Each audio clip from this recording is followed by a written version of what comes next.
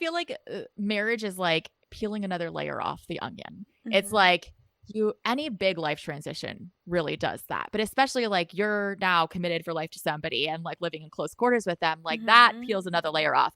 I thought I had worked through all my issues when I got married. Yes. How naive I was. Yeah. And we got married, and all of a sudden, like, James is a very friendly person, as you know. Yes. That is his personality, and there is nothing malicious about it. He is not trying to flirt with people. He is not trying to cheat on me. But every single time he interacted with a beautiful woman, I thought he was being like my ex-boyfriend. I read Okay. into it like he doesn't want to be with me. He'd rather be with someone else. If I was prettier, maybe I'd be better for him. Like he's flirting, all this malicious intent. Hi guys, I am your host, Megan Van Dievender, and this is the Empowerhood podcast. Empowerhood is all about empowering women no matter where you are and what season you are in life right now.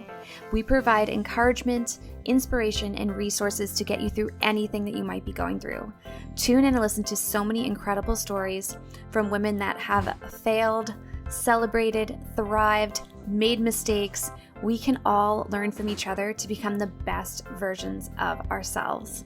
Thank you so much for being here. Enjoy this episode. So everyone out there listening today, we have Tiffany Dawn here with us. I was going to use Dawn. Are you okay with that? Or do you want me to use your married name? No, that's perfect. I go by Dawn. Yes. Yeah. Awesome. Thanks. Okay. I just wanted to check with you on that. But yeah, so we have Tiffany Dawn here with us today, and I'm so excited to hear your story, Tiffany. So Tiffany is an author, and you were a keynote speaker as well, which I saw on your website, right? Yes. Do Yes. you do that for a long anymore? time. Very rarely. Okay. I kind of gave up the whole traveling to speak thing once I had kids. It was a little too hard right now, Yeah. but Yeah. maybe someday again. Yeah, which of course you can tell us all about. So yes, and you're also a Yes. mom. So Tiff, why don't you tell us a little bit about you? Who is Tiffany? Yes. So when I was growing up, my dream in life, and this will give you some insight into my crazy personality, my dream in life was to grow up, move overseas as a missionary in a closed country, and be martyred for my faith by like age 25. So it was like, grow up, I wanted to get married, and then I wanted to go be martyred and like leave my husband a widower. So that was my dream. And I have had this like all in black or white personality my whole life. And it's something that I've learned to both embrace and try to balance out. But I grew up in this very conservative Christian tradition. I was homeschooled. When I got older, I got into this relationship with a guy who seemed amazing. He was this Christian, loved God, worship leader, youth leader. Everyone was like, you're so lucky to be with him. But it didn't feel so lucky. He was very controlling, very manipulative, and we had a really bad relationship. And part of it was my own immaturity. I didn't know what to look for in a relationship, and I just assumed this must be normal, that he's telling me I'm not as pretty as his ex, or he wants me to lose weight even though I'm not. I don't need to lose weight. I just thought it was normal when he'd flirt with other women in front of me on our date nights, and I kind of excused it all away. And when I came into that relationship, and hopefully I'm not getting too far ahead of myself, but as when I came into that relationship, I'd been in a church that encouraged me in like my speaking and music stuff. I was like leading worship at stuff. I was speaking at my youth group, which was pretty big, and just like since I was 13. And then this guy had a much more legalistic view of different scriptures. And so I remember him telling me, like, I don't know why God gave you these gifts. You can't use them because you're a woman. Like, why would God have given you these? And I was in that relationship for like a year and a half, and started when I came out of it, I was very broken. I didn't know who I was. I was struggling with an eating disorder. I didn't know who God was, or if I wanted anything to do with God anymore, if he was who this boyfriend said he was. And I just felt lost. And I also felt like God could never work through my life again. I felt like I have made too many mistakes. I've just ruined my life, and I'm kind of the second class citizen, and like that's how I felt. And little did I know that those struggles that I thought disqualified me were exactly what God was going to use in my life.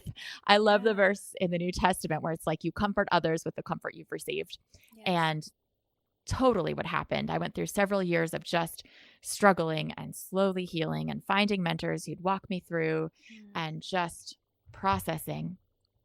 And then I started writing some books. I wrote my first book, The Insatiable Quest for Beauty, which was about my struggle with disordered eating and body image and wanting to be beautiful enough. And so I wrote that. And then I was on this actually, am I getting too far ahead in sharing? No, Is this okay? no. Well, Okay. I think this is really part of who you are, right? So It is, this yes. is perfect. Yes. Okay. It's a very long answer though. It's But okay. okay. Yeah. So I was on this trip to Costa Rica with my college, and I was going to a Christian college at the time, and we were working with women, really teen girls who'd been rescued from sex trafficking. We were at a home for them. And one day my team leader said to me, like, would you share your testimony with these girls? Would you like be our speaker today?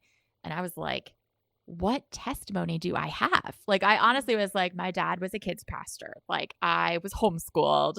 I was like, what do I have that these girls, with all the pain they've been through, can possibly relate with? And my team leader did not know about my struggles with disordered eating because at that time I didn't tell anybody. I was too embarrassed. And so I was praying about it, and I just felt like that's what God put on my heart, like your struggles with body image. And so I got up the next day and through a translator shared my struggles with that relationship and body image. And so many of these young women pulled me aside with the translator to share how much they related to that journey and that story. And I was like totally shocked because I felt so alone in these struggles. I felt like nobody will get it. Anybody will judge me. Like nobody understands this. And I could not believe how, like, not only did so many people understand, but even from a different world, a different culture, a different language, different backgrounds, like it was like this universal understanding. And so when I got home from that, our crisis pregnancy center heard about it because my mom was talking about it. And they're like, can you come and share with some of our teen moms? And then a local Youth for Christ conference was like, how about you come share here? And then I started getting different invitations every so often. And I just graduated college. I was working full time and speaking whenever I could, getting my master's degree part-time in music therapy, which I used in a hospital working with teens with eating disorders who were hospitalized. That's amazing. Which was really cool. But I finished my master's and I'm sitting there like, what do I do next? And my dad, forever the entrepreneur, was like, why are you still working full time? Like you've had to turn down these speaking gigs because you can't get time off of work. Why don't you just quit your job with its 401k and benefits and just travel and speak full time? And I'm like, this is crazy. Like I have student debt. But I was like, it feels so right. Yeah. So I put in my 2 weeks notice. I packed up my apartment and moved all my stuff back to my parents' house 4 hours away. And I was like, in 6 weeks, I'm leaving on a speaking tour that I'm randomly creating myself. And so I like reached out. We have friends and family around the country. And it was funny because a year earlier, one of my friends in California had said, I don't know why, but I feel like God wants me to tell you that if you want to come live with us for a while, you can. And at the time I was like, that's so sweet, but I have no idea why God would put that on your heart. And then I'm like reaching out to her, like, actually, can I come stay with you guys for a month and just like canvass the area and see if anyone wants me to speak there? And so I started doing that, like just friends all over the country, a lot of whom had some connections that they could set me up with speaking at their church. And then I would like email, just like cold call, but emails to like colleges and high schools and churches and say, do you want me to come share? And it was hilarious because people started saying yes. And my mom was like, why are they saying yes? They don't know who you are. Like, how do they know what you're going to say? But I had just self-published that book, The Insatiable Quest for Beauty, and I packed it up in my PT Cruiser and just drove across the country by myself and was like, I love it. Let's go. And so I spent like, for the next few years, I spent like 9 months a year on the road speaking. And these big name places started saying, yeah, come on in, like Biola University, Colorado Christian University, like Palm Beach Atlantic University, like all these like big Christian colleges.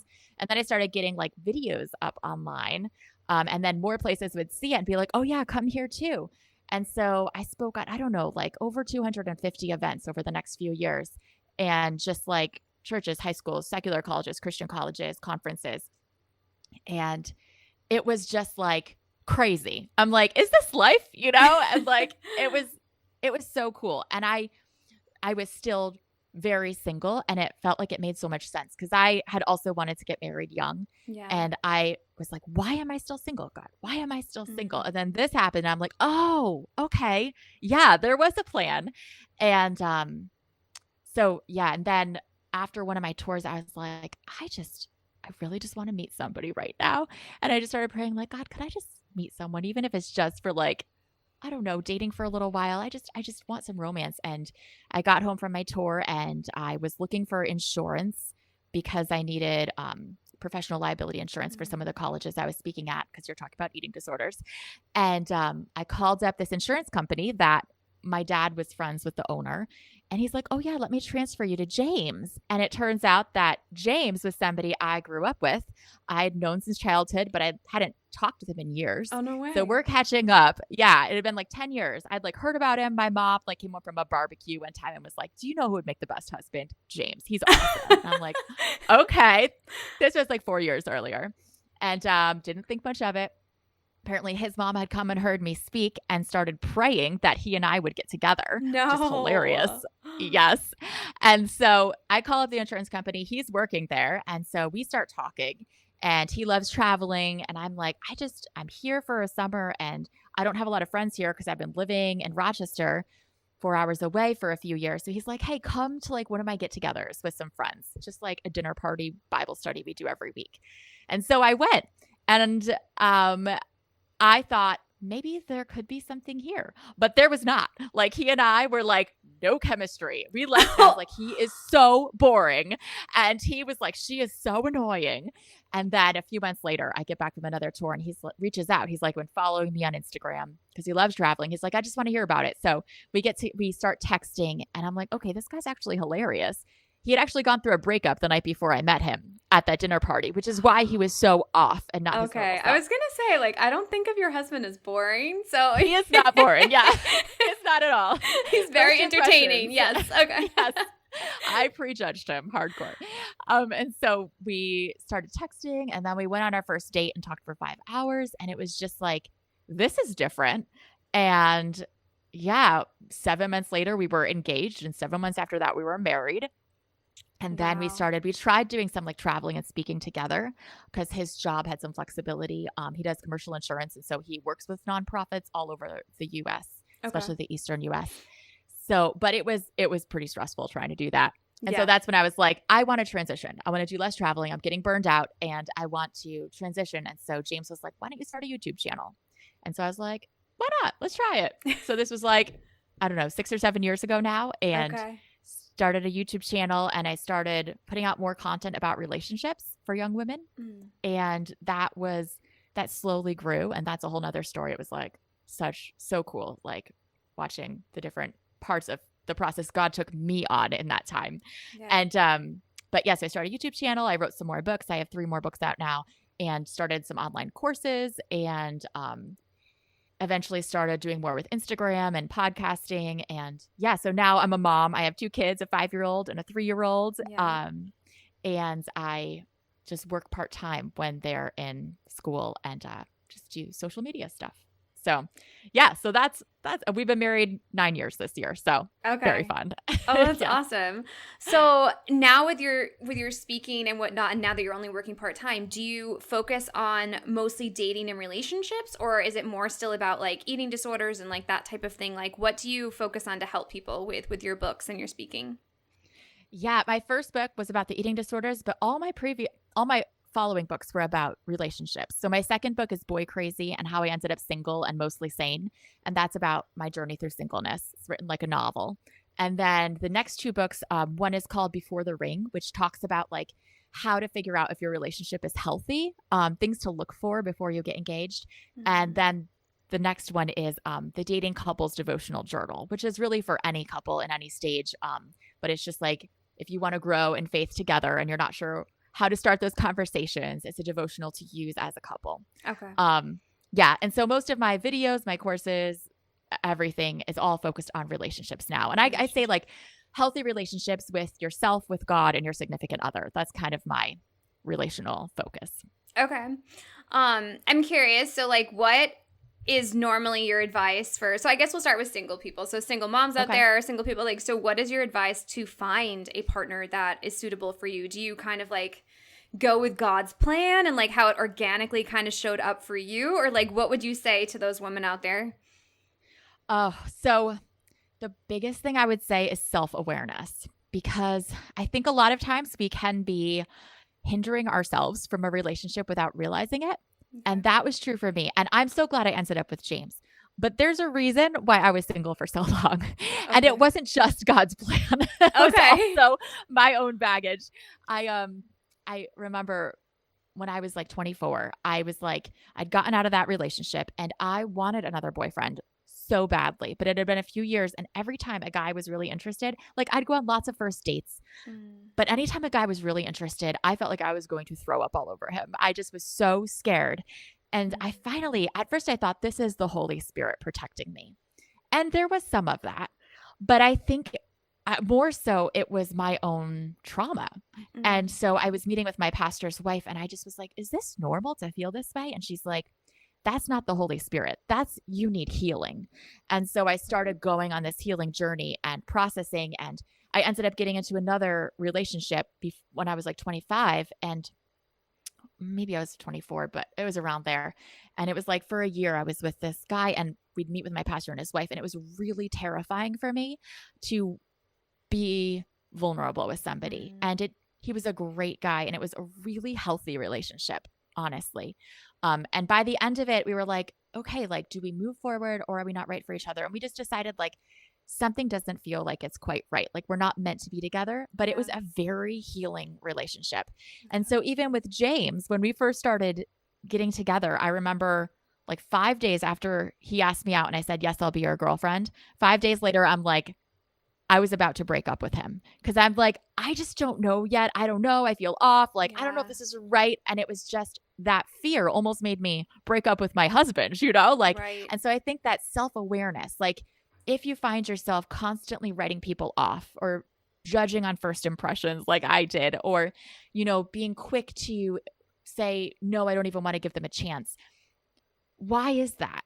Is it because they're not right for you? Or is there something going on inside you? Is it fear? Is it your past? Is it unhealed trauma, unhealed Right. pain?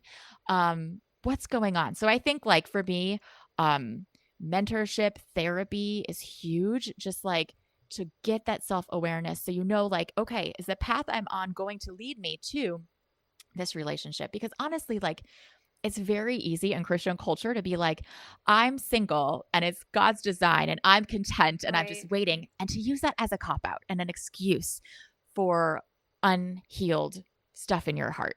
Yeah. And so sometimes maybe that is the case. Maybe God really does want you single right then. But I think more often it's our fear. And so I think like, is the path I'm on leading me in the direction I want to go? Or do I need to start doing something different to get the results I want? And that is not an ungodly thing to do. I love the parable of the talents that Jesus told because it teaches that like taking initiative in our lives. Like, he hands out like this money to one guy, to three different servants, and two of the guys go and invest it. He doesn't tell them what to do with the money. He just gives it to them. Two of them go and invest it. And then the third one is scared of doing the wrong thing and he just hides it. And he gets in trouble at the end. And I remember reading that and being so mad. Like, how is that fair? You did not tell him what to do. But I think it's like such a freeing principle of like, God has given us this life and these desires in our heart. There's nothing wrong with pursuing them. Like, I think God wants us to pursue them. And yes, we do it in a God honoring way of like, Lord, guide me. And if this isn't right, help me know. But pursue it. And like, he doesn't tell us exactly what to do. He doesn't tell us what college to go to a lot of times. He doesn't tell us exactly who to marry a lot of times. He doesn't tell us what ministry or what job. He says like, invest this life I've given you. It's that biblical principle of like sowing and reaping. And so I think we need to be less trapped by this Christian bubble of like, I'm just waiting on God for them to show up on my doorstep. And instead like, go after what's in your heart and grow in that self-awareness to learn how to do that and areas where you might be sabotaging yourself. Yeah. So I love that. Yeah. I mean, I'm a firm believer in taking action, right? Because you can't, Yes. God will always provide, but you also just can't sit on your butt and wait for things to happen. Well said. Yes. But yeah, Well so I said. mean, I know I have so many women that, reach out or are listening right now that are coming out of traumatic, relationships, whether it is Yeah. abuse or whatnot. And it's just like, what would be the first step, do you think, to start to even get to the point where they are ready to date again? Would you say Yeah. therapy, or finding a Yeah. church, a mentor, or any of those? Yeah, I think like finding someone who can walk with you through that healing journey. So I know like for some people therapy isn't affordable. I'm a huge believer in therapy. Yeah, it is I have expensive. been in therapy for years. I love it. I know some places will take insurance. Like my therapist takes my insurance, so it's not a huge cost for us. There are other places like my sponsors BetterHelp. They offer scholarships for therapy if you can't afford it. Um, but I love therapy because they're trained. They know how Mhm. to help you, what questions to ask, and other people don't always know. But if Right. you can't afford therapy, like for me, what started my healing was my mentors, just finding someone Mhm. to really get honest with, who is older and wiser and has that experience. So my pastor and his wife were in their 60s. They had counseled many people. They weren't just like churchy counselors where like Mm. some Christian counselors are not helpful, honestly, like because they don't actually know what they're doing. Yeah. They just have churchy answers. So you want someone who's not just a churchy answer, but who really has some idea of real like practical wisdom. And so they helped me so much. I shared with them parts of my story that I had never shared with anybody because I was too embarrassed and too afraid. And then they would walk me through that healing and just like push me in different areas. Like, why are you thinking this right now? Like, did you realize that that's not a normal thought process? That's not healthy. And I'd be like, I hadn't even thought twice about it. I was not even Right. questioning it. And so I think it's more than just joining, a larger group like a church. It's more like finding that person or that small group of people to really walk you through some of that healing. But I mean, the first step Mhm. is just even opening up and telling anybody, Right. like, Just to which is help you bring terrifying. awareness to the things that you are doing. Yeah. Okay. Yeah. Yeah, that's Yeah. great. Thank you. Um Now, okay, so you're married, all the married couples out there. So how do you put all of these things into action in your relationships if you are still having trauma and you never did Mm, anything about it? Like, what happens? Like, yeah. how do we continue to evolve, in our Mm. marriages or in our relationships with our partners? Yeah, I feel like marriage is like peeling another layer off the onion. It's Mhm. like any big life transition really does that. But especially like you're now committed for life to somebody and like living in close quarters with them, like that Mhm. peels another layer off.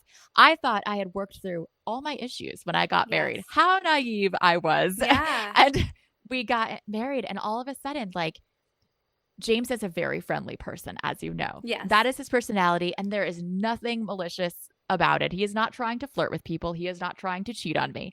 But every single time he interacted with a beautiful woman, I thought he was being like my ex boyfriend. I read Okay. into it like he doesn't want to be with me. He'd rather be with someone else. If I was prettier, maybe I'd be better for him. Like he's flirting, all this malicious intent. I remember one time being at a church service and he kept looking over to the left. And I was getting like really frustrated. And I felt like, oh my gosh, there's a beautiful blonde girl over there who I can see. And he's checking her out. And we get out of church and I'm like, why were you checking out that blonde girl? And he's like, what blonde girl? There was a guy over there I thought I knew and I couldn't remember where I knew him from. And like just the things I read into it. And it made our first year of marriage very, very hard because I mean there were a lot of ways it was good and I loved being married to him, but it was like this constant tension going around and around in circles, having the Mm. same conversation over and over, and we could never push through it. And Yeah. he kept saying, "Sweetie, you need to see a counselor." And I'm like, "I've worked through my issues. You need to see a counselor. You're the one with problems." And finally, I was like, "Okay, I will go see a counselor." And oh my goodness, best decision I ever made for my life, for my marriage. And he just started like kind of poking holes in some of my theories and bringing up like, "Well, why do you think that?" And like, "Where does this come from?" And it was so painful Yeah. bringing that up and healing from it over the next couple of years. I remember leaving counseling sessions just like holding myself and sobbing, just like it was painful. I'm Yeah. not going to say it was an easy road, but it was so freeing. Like the Yeah. difference in our marriage. And there were things that James was like, I love you. Like, tell me what to do differently so that I can help you. And so, like, we started having these like code signals where like if I was feeling jealous and insecure, like I'd touch his arm in a certain way and he'd be like, oh, okay. And like bring me into the conversation a little more and have his arm around me and help me feel more secure, Yeah. which I don't even need to do anymore. But for a time Right. that was helpful. Right. But then like eventually I found a lot more healing. And yeah, it's just, I think so many things can be triggered and come up in those big life Mm-hmm. changes. And I think, first of all, we just need to know that that's normal, that is Yes. totally normal. Yes. Things come up that you cannot see before. You just can't. You can't prepare for them in No. premarital counseling. Like, not that that's not bad because premarital counseling is great, but you can't prepare for everything. There are Right. things that will come up, and you just have to be committed to working through them and doing the work on yourself, whether it's therapy together or therapy individually, like Yeah. just getting help for yourself to heal in those areas. But that's very normal, I think.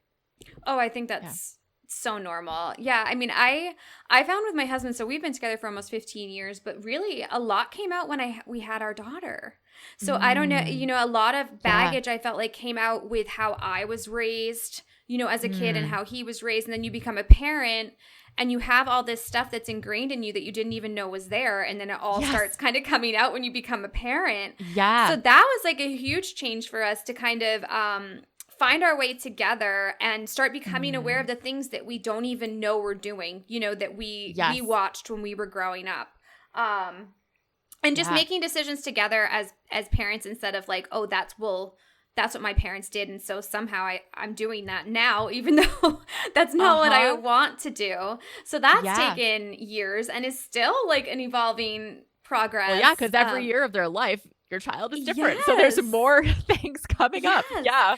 And then you put, life into the mix, and you, like you said, like stuff happens, and Mm-hmm. sometimes you cannot predict when challenges come up, and you really do have to be willing, I think, to work on yourself and maybe do things that you never thought you'd have to, like go to Yeah. therapy or, go Yeah. to counseling together and whatnot. And Yeah. I do think Absolutely. that you have to be prepared for that, and it doesn't mean that something's wrong with you. It just means that you Yes. have to put in a little bit more work, and maybe, like you said, go through those painful situations where you're like, okay, like nothing's wrong with me, but I do need to Right. work through this because it's holding me back from the Yeah. relationship that I want with my partner. Yeah, well said. And just to know, like you said, nothing is wrong with you. Like this is so Right. normal. And you putting in the work is exceptional. Like that is not everybody does that or is self-aware enough to know that they need to do that. Yeah. And so that's amazing. So Yeah. yeah.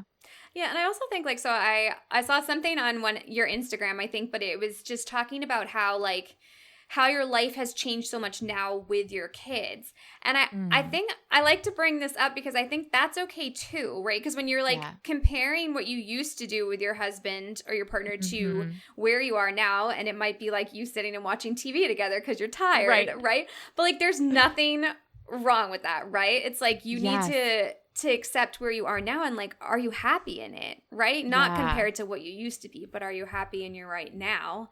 And I know one of Yeah. my questions that I sent you was like, how do you continually date your husband or your Mhm. partner? Because I feel like Yeah. that's so important, right? And it's Mm, hard when you have kids. So like, what are yeah. some of your favorite ways to date James now? Yeah. So I think the one of the things that I think the worst thing I did for my marriage. Well, no, I shouldn't say that. But like, yeah, I know what post you're talking about. It's like, it's so easy to think my marriage should always look the same. The way we interact, the way we grow in intimacy should always look the same, no matter what season we're in. And I think that does us a disservice. I think, expecting the way we date, the way we love each other to be the same as it was before kids or when we were dating, it just isn't helpful because then it Yeah. leads to like this guilt and this pressure. So I think for us, it's more about the everyday moments like turning towards each other. So I think when I was younger, I thought like I have to be sexy enough. I have to be constantly initiating sex. I have to be looking in this certain body to keep my husband's attention, to have him really feel loved. And that's the way you grow in intimacy. Mhm. And then I got pregnant with my second daughter and I was sick as a dog. I was vomiting like 5 times a Oh day. my I was so sick and I gained 80 pounds. I have no idea how it's even possible, but I did. And I had my daughter and I got postpartum thyroiditis. And so my thyroid wasn't working. I could not lose the weight for 2 years. I could not lose the weight. And at first I was like, oh my gosh, like this is literally my nightmare to have my body change so drastically. It makes me think like, will my husband still love me? Like, will we still be able to grow in intimacy? Will it seem like, and then I was so tired. Our daughter was sleeping, as you know, like 1 to 2 hour chunks for Yeah. 2 years. And she would only have me. She would only breastfeed because she had issues with her gag reflex and her swallowing. And so she couldn't really eat a lot of food. She couldn't take a bottle, couldn't take a pacifier. So it was just me. 1 to 2 hours sleep I'm exhausted. I'm freaking exhausted for 2 years. Like, can barely survive. Trying to take care of my other daughter too. Like, romance is the last thing on my mind. And this was like a situation that I would have thought would have like broken our marriage a few years ago. Yeah. And yet we actually, because we turned toward each other instead of away from each other, I feel like we grew in intimacy and in our connection like 3 times as much as the rest of our marriage combined in that season, because it was so intense. It was like that pressure cooker or like that clamshell making a pearl. And it was so intense. And we did have some times when we were able to get away, just us. And those times felt like we were dating for the first time because it was so rare and it was so exciting. Yes. And that was amazing. And we had to, find times where we could just like talk a little bit and be like, how are you feeling? Do you feel like you're getting what you need? Do you feel loved? Is there anything like, not that I didn't have anything else I could give, but just to like connect. Yeah. And we both had to be understanding of the other person, where they were, but that's part of love. You're like there with them in that moment. And I think because we were in it together, we were turned toward each other, the intimacy that came from that time was incredible. And just hearing my husband say like, you are so beautiful, you are so sexy, like I love you. And like, it's fine if you're too tired, sweetie, we're in this together. Like, we are parenting together. This is our life together. And it felt like all of that was a shared bond, the shared experience that was like more powerful than anything we'd experienced before. And I think when you go through tough times like that, your idea of romance shifts. But if you stay turned toward each other, you're going to grow more than you ever did before. Right. So I think for us now, like we're coming out of that season, thank the Lord. Oh my word. The past, our youngest daughter's been sleeping much better for the past like 9 months or so, maybe almost a year now. Yeah. And I have more energy. My thyroid is finally under control. And so now we're able to do more, like actually have more like intentional time together, and spend, we have sex more often now. Not that we didn't have it before, because we still did. We made time for it, but it's more now than it was then, Right. And like, right. And we have those date nights because both our parents are local. So we were able to like get away for a date night every month. And so we love those things. Yeah. Because we can do them now. So I think it's like recognizing the season you're in and saying like, in this particular season, how can I grow toward my spouse? Yeah. And it's going to look different in different seasons. And I think the worst thing we can do is like shame ourselves or put unrealistic expectations on ourselves. But instead just saying, this is where I am and this will grow us if I just figure out, how do I grow here? It's like that series in church our pastor's been doing, Grow Anyways, where you're planted. It's like, whatever season you're in, how can I grow here? It's going to look different than other seasons. That's okay.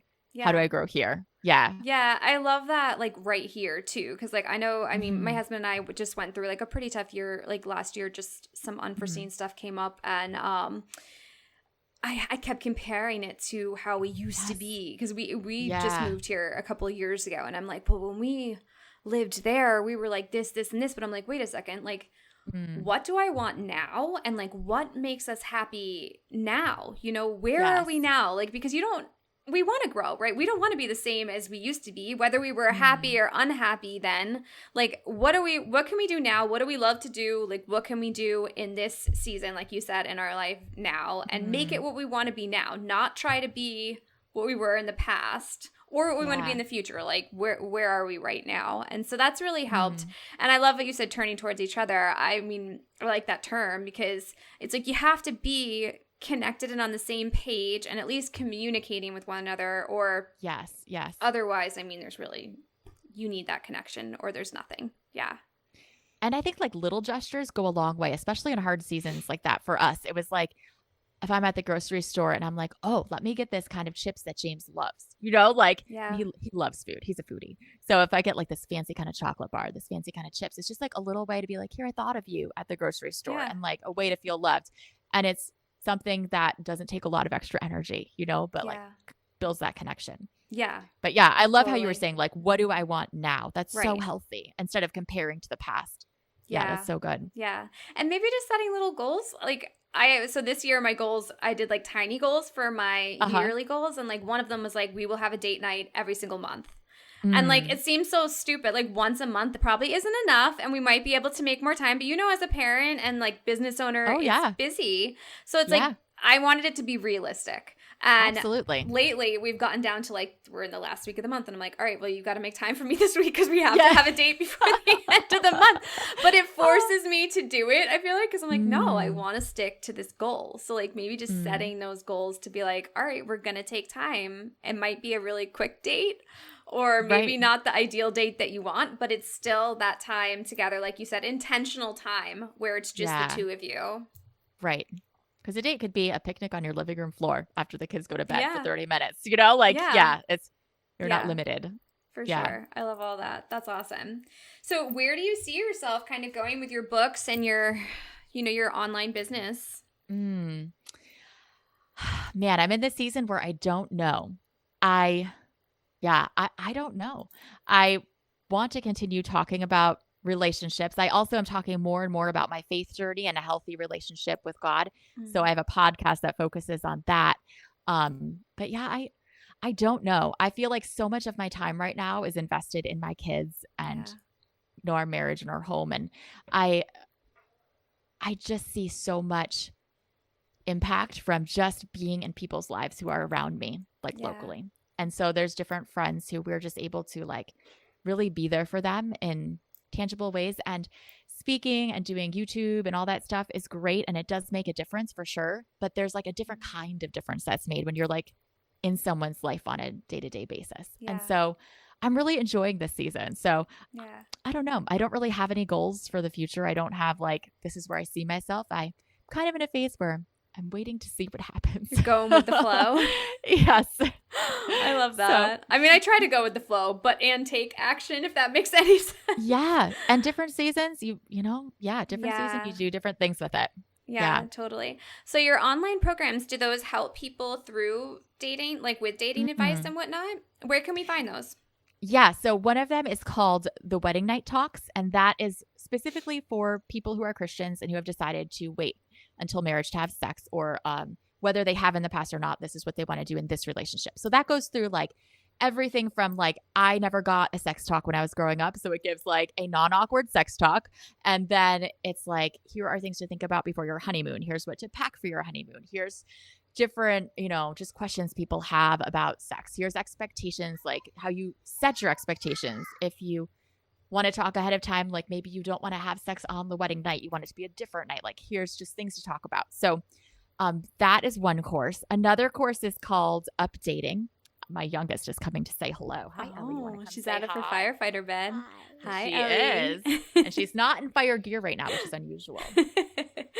But and then the other one is called Updating, which is for people who are single and want to know what hurdles might be keeping them single and what to do to work through that, and give practical tips for like first dates, stuff like that. Awesome. And then I have my books Before the Ring, which really walks you. Fire gear this year. You do have 2 fire gears this year. Whoa. Thanks, Daddy. But so, and then my Before the Ring book is really walks you through like questions to ask before you get engaged, but also like how do you figure out the answer to those questions? So like checklists, journaling prompts, quizzes. And so there's an online version of that as well for people who can't get the physical copy. Maybe they're overseas and shipping is so expensive. So there's an online version of that as well. Okay, great. Well, I will link all of those below so everyone can take a look and reach out if they need your assistance. Thank you. And you are on social media as well, right? That's where you mostly. Yes. Okay. So I have a YouTube channel, Tiffany Dawn. And then Instagram is Tiffany Dawn IQB for Insatiable Quest Beauty. because I Okay. created it Oh, okay. back then. Awesome. Yeah. All right. So all of that will be linked below. Thank you so much, Tiffany, for coming on. This was amazing. Thank you. I loved getting to talk with you. Yeah, definitely. Well, I will talk to you soon. You have a great day. You too. Bye.